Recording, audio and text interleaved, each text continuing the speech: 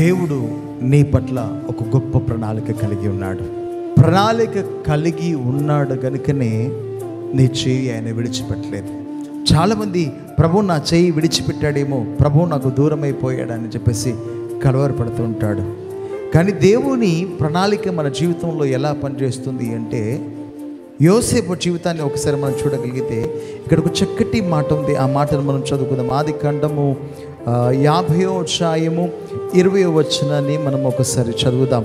మీరు నాకు కీడు చేయను ఉద్దేశించిరి కానీ నేటి దినము జరుగుచున్నట్టుగా, అనగా బహు ప్రజలు బ్రతికించున్నట్లుగా అది నాకు మేలుకే దేవుడు ఉద్దేశించెను అని రాయబడి ఉంది.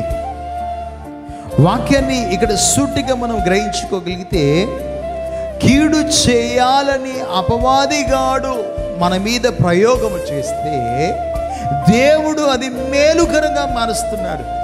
యోసేపు జీవితంలో అన్నలు కీడు చేయాలని ఆలోచన చేస్తే దేవుడు మేలు చేసి ఆశీర్వదించాడు. ఎలా ఆశీర్వదించాడు?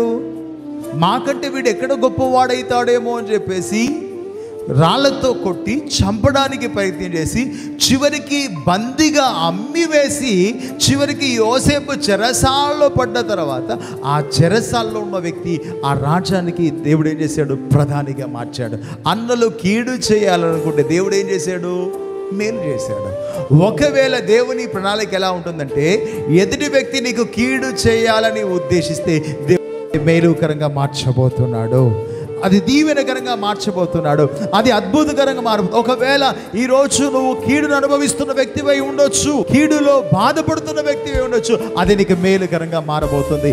యోసేపు జీవితంలో అన్నలు కీడు చేయాలన్నప్పుడు దేవుడు ఏం చేశాడు? మేలు చేసి అదే రాజ్యానికి ప్రధానిగా చేశాడు. ఈ రోజు నిన్ను ఎక్కడ పడగొట్టాలనుకుంటున్నారో, ఎక్కడ నిన్ను తృణీకరించాలనుకుంటున్నారో అక్కడే దేవుడు నీ జీవితంలో అద్భుతం చేయాలని ఆశపడుతున్నాడు.